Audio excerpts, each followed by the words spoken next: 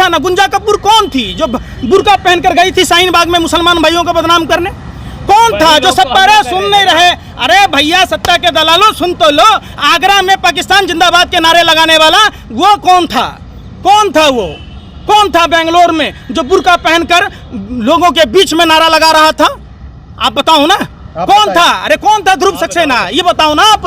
कैलाश विजयवर्गीय का right hand जो अपना टेलीफोन एक्सचेंज स्थापित करके मध्य प्रदेश में, उत्तर प्रदेश में भारत की खुफिया जानकारी पाकिस्तान को दे रहा था। कौन गया था पाकिस्तान डे को बधाई देने? कौन गया था पाकिस्तान से अपनी माँ के लिए साड़ी लाने, चादर लाने? कौन गया था बिरयानी चाटने? क्या मुरादाबाद हैदराबाद में बिरयानी नहीं मिलती है? कौन गया था पाकिस्तान डे पर बधाई देने? हमें समझाने चले हो? आप गैंगस्टर की भूमिका निभाते। एक आतंकवादी से 1000 गुना ज्यादा खतरनाक आज देश की मीडिया के लोग हैं, वो किलर मीडिया। जरूरी नहीं है कि आतंकवादी के पास 47 और बम हो, हाथों में माइक और कैमरे होना भी जरूरी है। आप उस चीज को नहीं बताते। इस प्रकार से पहले महंगाई पे जनता सड़कों पे उतर जाती थी, अब वो जनता तो सरकार का पक्ष उतरने दिया जा रहा है। अरे उतरने दिया जा रहा है सड़कों पर। अब देखो ना जनता का हाल, इधर देखो। आंदोलन के लिए जंतर मंतर नहीं जा सकते, कैसे चाकचौबंद व्यवस्था है? आप उसको नहीं दिखाओगे कि थाने वाले परमिशन नहीं दे रहे, आप उसको नहीं दिखाओगे। आज आपने नहीं देखा कि विपक्षी नेताओं को घर में कैद कर लिया गया, ये नहीं दिखाओगे। फैसला भी तो बहुत जल्द। अरे भैया सुनो ना, अन्ना हजारे आया, रामलीला मैदान में आंदोलन किया, 2000 की भीड़ को आप लोगों ने 2 लाख बताई। आज 10 महीने से देश का किसान बॉर्डर पर बैठा हुआ है और ना आपका पत्थर दिल पसीज रहा, न नरेंद्र मोदी जैसे। नरेंद्र मोदी का क्या है, वो तो रनवे है, आगे नाथ न पीछे पगा, बगैर लगाम का कूदे गधा। महर्षि वशिष्ठ ने कहा था जो निसंतान होगा और लोग कल। सुन लो पहले बात, बीच में बिल्ली के खबरदार, आतंकवादियों से ज्यादा खतरनाक हो। पहले एक सवाल करते हो ना, सवाल का जवाब पूछो पहले कि जब अन्ना हजारे रामलीला मैदान में बैठ सकता है तो वो किरण बेदी कहाँ है? वो पौने 2 आंख वाला कानिया बाबा कहाँ है? लाला हरामदेव जो साइकिल पर मट्ठा बेचता था, आज सारी प्रोडक्ट उसी की कंपनी में बनेगा। अरे नहीं नहीं नहीं नहीं, लाल चारे सुन नहीं रहे। लाल चंदन 50 टन बाबा रामदेव का पकड़ा गया था, तब आप कहाँ थे? सपोर्ट कर लो, आप तो आपके हिसाब से चल लो, देश बेच लो, देश की छाली संपत्ति बेच लो, आपको भी दलाली मिले और हम चुप रहे तो तब ठीक है। आप किसके दलाल हैं? आप किसके दलाल हैं? क्या अगर सवाल करना देश हित में गलत है क्या? आपने माँ का दूध पिया तो आप सवाल करो ना। नहीं, देश हित में सवाल है। सुनो, अरे सुनो, माइक लगाना है तो ये सवाल जाके बीजेपी कार्यालय में पूछो। बीजेपी सुनो, बीजेपी नारे सुन नहीं रहे। अरे मुंह के बवासीर के साथ साथ कान का भी बवासीर है। देश में जब नरेंद्र मोदी ने एक भी संस्था नहीं बनाई तो वो संस्था बेचने का हकदार कैसे? अगर आपने अपने लिए संपत्ति नहीं अर्जा आने वाली पीढ़ी के लिए, तो आपको जो आपके बाप दादाओं ने छोड़ के गया उसको बेचने का क्या जरूरत है? ये बताओ ना। देश नहीं चल रहा। अरे देश हित में सुनो ना, देश हित में तो तब होता जब प्रधानमंत्री अपने बजट में कटौती करते, अपने लिए 85,000 करोड़ का विशेष विमान नहीं लेते, नया संसद भवन नहीं बनाते, मशरूम की सब्जी नहीं खाते, 10 लाख का सूट, 5 लाख का बूट, 1.5 लाख का घड़ी पहन के 24 घंटा झूठ पर झूठ नहीं बोलते। अरे सुन लो, अरे सुन तो लो। अरे भैया सुन नहीं रहे। राष्ट्रपिता महात्मा गांधी को देखा है ना, ये गांधी और बुद्ध की देश है, ये सावरकर और गोडसे का देश नहीं है। पहले पूरी बात सुनो, मत करो, सुनो पहले बात। राष्ट्रपिता महात्मा गांधी बैरिस्टर थे, कोट पैंट में थे। अब जब उन्होंने उनकी सभाओं में महिलाएं नहीं आती थी तो उन्होंने कहा कस्तूरबा जी से कि कस्तूरबा जी आप महिलाओं से पूछो वो क्यों नहीं आ रही। तो महिलाओं ने जवाब दिया कि मेरे घर में एक ही साड़ी है, मेरी सास पहनेगी, मेरी ननद पहनेगी, मेरी देवरानी पहनेगी, जेठानी पहनेगी। एक साड़ी है तो बारी बारी से नंबर आता है। महात्मा गांधी सुन, ये पूरी बात नहीं सुन रहे। महात्मा गांधी जी ने उसी दिन कोट पैंट उतार कर एक धोती में और एक लाठी में पूरे भारत को आजाद कराया। तो वो बात नहीं कीजिएगा।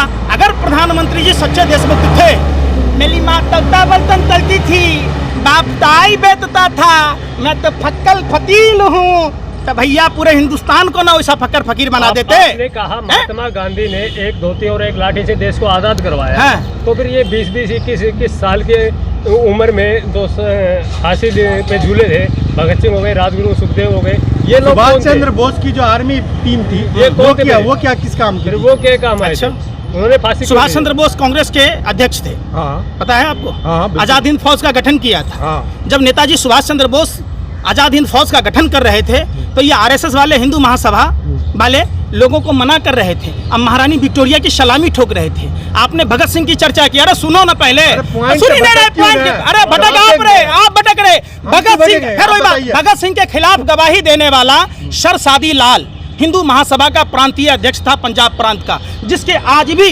चीनी मिल है। अरे सुन नहीं रहे, मैं क्या कह रहा हूँ, सुनोगे तब ना भैया। अरे सुन ही नहीं रहे, आपको इतनी दलाली मिली, सुनते नहीं। आप सुनो ना पहले बात, अरे सुन तो लो। जिन्ना और आरएसएस हिंदू महासभा तीनों अखंड भारत के खंड खंड करने वाले विदेशी गोरे अंग्रेजों के हाथ के गुलाम थे। आप उसकी बात मत करो, बात करो कि भगत सिंह के खिलाफ केस लड़ने वाला वकील कौन था। हेड गेवार का दोस्त शर्मा था। आप बात करो उस चीज की, बात उस चीज की नहीं करते। बात किस चीज की करते? महात्मा गांधी, अरे वो लोग आपस में लड़े थे क्या?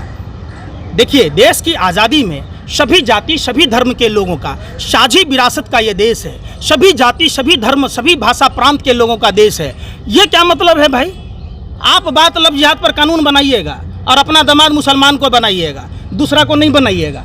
मुख्तार अब्बास नकवी को बनाइएगा, शहनाबाज हुसैन को बनाइएगा, फरजान करीम जैसे को बनाइएगा, हम जैसे हिंदू को, आप जैसे हिंदुओं को किसी को नहीं बनाएगा। आपको सुन रहे फिर नहीं सुन रहे। गौ हत्या पर मॉब लिंचिंग होती है भारत में, भारत जलाया जाता है, और उसी बीफ एक्सपर्ट में भारत नंबर 1 है। तो ये किसके मीट में? अरे सुन रहे, ब्राजील को पछाड़ के नंबर 1 हो गया। नहीं जानकारी है तो जाके पढ़ लेना, हाथ में मोबाइल है। अरे ब्राजील को फेल कर दिया भारत भाई, ब्राजील को पीछे छोड़ दिया। आप पढ़े हो जाके ठीक से, जाके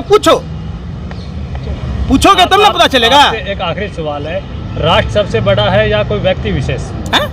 राष्ट्र सर्वोपरि सब दिन रहा है। राष्ट्र अगर सर्वोपरि है, सबसे बड़ा है, तो महात्मा गांधी को पिता कैसे बन गया राष्ट्रपिता? किसने राष्ट्रपति पिता का उपाधि दी थी पता है आपको? वही पूछ रहा हूँ मैं आपसे। अरे राष्ट्रपिता की उपाधि किसने दी? सुभाष चंद्र बोस ने। आप उस समय नहीं बोलते जब भारतीय जनता पार्टी के नेता के द्वारा तमिलनाडु प्रदेश के प्रदेश अध्यक्ष, जो एक्स सर्विस विंग के प्रदेश अध्यक्ष थे, जब Netaji Subhash Chandra Bose plus Swami Vivekananda equal to Narendra Modi, कहाँ से भैया? सरदार पटेल आधुनिक भारत के निर्माणकर्ता, शिल्पीकार, उनके नाम पर जो मोटेरा स्टेडियम था उसका नाम बदल के नरेंद्र मोदी जी अपने नाम पर कर लिया। तब आप नहीं बोलते, तब आप चुप्पी साध लेते। बदलाव में आपको दुख का है? बदलाव में वो मुगल बादशाह थे सरदार पटेल जी, बदलाव कहेंगे इसको? अरे आप जब बदलाव ही है तो अपने नाम को राजा हरिश्चंद्र कर लीजिए, आप भी राजा हरिश्चंद्र हो जाइएगा, हैं? अमीर के अमीर हो जाइएगा। मेरा सवाल वही पहले है, वही दोबारा से है। क्या दोबारा से है? राष्ट्र पहले आया या महात्मा गांधी पहले आए? फिर वही बात, राष्ट्रपिता महात्मा गांधी आजादी की लड़ाई के महानायक थे, और नेताजी सुभाष, सुन ही नहीं रहे, राष्ट्रपिता ये सुभाष चंद्र बोस से जाके पूछ लीजिए ऊपर जाके आप कि उन्होंने क्यों कहा, सम्मान में कहा। तो ये सुभाष चंद्र बोस का इज्जत होना चाहिए ना, कि नहीं होना चाहिए? उन्होंने सिर्फ भारत को आज़ाद नहीं कराया, विश्व के कई देशों को आज़ाद कराया। क्यों कहा जाता है? आपसे पूछ के करता, आरएसएस वालों से पूछे करेगा, बीजेपी वालों से पूछे करेगा। ये सुभाष चंद्र बोस की मन की भावना थी। वो भी तो अपने लेवल पर अच्छा काम कर रही है। तो ठीक है, करिए, देश बेचते रहिए, आप लोग गुलामी करते रहिए, आप लोग गुलामी करते रहिए निजीकरण के नाम पर, एनपीए के नाम पर अपने व्यापारिक मित्रों का पैसा माफ करते रहिए और पार्टी फंड में चंदा देते रहिए। आपके बच्चे हैं? अरे हमको शादी करके नरेंद्र मोदी की तरह जसोदाबेन को छोड़ दिया कि हमसे पूछ रहे हैं बच्चे हैं? जिनके पुर्जे थे ढीले, उसमें ऊर्जा कहाँ से आएगा जो खोज रहे हैं आप? हर कोई अपने बच्चे को प्राइवेट में क्यों पढ़ाना चाहते हैं? अगर स्कूल तो ये सरकार का काम है ना भाई, एक समान शिक्षा नीति लागू करना, एक समान स्वास्थ्य नीति लागू करना। अगर नरेंद्र मोदी जी चाहते प्रधानमंत्री बने, 7 साल हो गए, 7 साल में विकास बताइए। एक बनारस में आप बता दीजिए, जो प्रधानमंत्री ने कहा 5 गांव आदर्श बनाने की बात, 35 गांव बता दीजिए, मान लेंगे। तो आप वो बात नहीं पूछिएगा, सवाल ही नहीं उठता। 100 स्मार्ट सिटी की बात की, वो नहीं पूछेगा। अच्छे दिनों की बात, बिहार के 17 जिलों में बाढ़ आती है, कोसी, कमला, गंडक, बागमती, महानंदा नदियों के लिए। फिर नरेंद्र मोदी, तो नरेंद्र मोदी प्रधानमंत्री है ना, तो आप ऐसा ही लिखो। यही आप लोग सुनो ना, आप लोग मदारी का खेल दिखाना बंद करो, अपनी दुकानदारी। आप सुनो, प्रधानमंत्री एक राजा का काम होता है 7 साल में बाढ़ समस्या का निदान करना, बेरोजगारों को रोजगार देना। अरे सुन ही नहीं रहे, प्रधानमंत्री के पास कोष नहीं है, नया संसद भवन बन सकता है 20,00,000 करोड़ रुपए का, 85,000 करोड़ का विशेष विमान आ सकता है, अपने लिए सोने की लंका बना सकता है, लेकिन नहर परियोजना लागू नहीं हो सकती है, जिससे सूखा बिहार में जहाँ सूखाग्रस्त है वहाँ नहर परियोजना होगी, सिंचाई होगी। जहाँ बाढ़ की समस्या है, बाढ़ समस्या का निदान होगा। लालू जी मुख्यमंत्री रहे, अरे तो आप सो रहे थे? अरे सुनते रहिए ना भैया, लालू यादव ने, सुनते लीजिए, लालू यादव दूसरे को गाली देके आप लोग खाली देश में दलाली कर रहे हैं। लालू यादव ने ट्रेन में टिकट का दाम 1 रुपया कम किया, कर्मचारियों को बोनस दी, राजधानी जैसे ट्रेनों में गरीब आदमी सफर करेगा, गरीब रथ दिया। जब राजा हरिश्चंद्र की छठी औलाद की सरकार हुई तो ट्रेन क्यों बेचे गए, प्लेटफॉर्म क्यों बेचा गया, इस पर आप बात नहीं करते। लालू अरे देश हित में लालू यादव क्यों नहीं बेच दिया? अरे देश हित में लालू यादव क्यों नहीं बेचा? जब आपका घर दह रहा था आपने क्यों आवाज नहीं उठाई? क्या जब आपका घर दहता है हर साल बैठते, अरे हर साल बैठते। 2 साल से पार्लियामेंट थाना अनुमति नहीं दे रही, जाके पूछो एचएनएस डिपार्टमेंट में, 2 साल से नहीं दे रही। पिछले 1 साल कोरोना के घर पे जाके कभी बैठे हैं? नीतीश के घर पे लालू है भी मुख्यमंत्री में, जब मुख्यमंत्री बनेगा अरे सुन ही नहीं रहे, मैं आता था या नहीं आता? अरे सुन तो लो यार, बाढ़ तो हमारे जन्म से पहले से आ रही थी। तो क्यों नहीं? जब मुझे अकल हुई, मैं 5 साल से आंदोलन चला रहा। आप 5 साल से पता करो, आपको मिलेगा।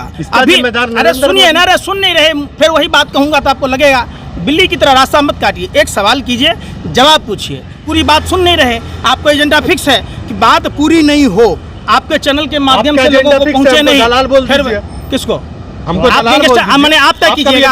आप कैसे कह दिए कि आप किसकी दलाली करते हैं, हम किसकी दलाली करते हैं? दलाल दिखते हैं आपको। तो फिर आप खबर क्यों कैसे पूछ रहे हैं? आप अडानी पोर्ट पर, सुनिए ना, प्रूफ कैसे नहीं है? अडानी के पोर्ट पर 30,000 टन हेरोइन पकड़ा गया, उसके दलाल हम लोग थे क्या? फिर भैया कौन पूछेगा? पुलवामा में 300 किलो RDX कहाँ से आया, ये सवाल कौन पूछेगा? ये कौन पूछेगा 50 किलो जिलेटिन कहाँ से आया? ये कौन पूछेगा कि ध्रुव सक्सेना भारत की खुफिया जानकारी पाकिस्तान को कैसे दे रहा था? ये कौन पूछेगा जी प्रधानमंत्री बंगाल के चुनाव में 24 लाख बेघर लोगों को घर देने की बात की? जिस राम की बात की जाती है, जो राम पर प्रभु श्री राम भव से सागर पार कराते हैं, उसको नदी पार कराने वाला केवल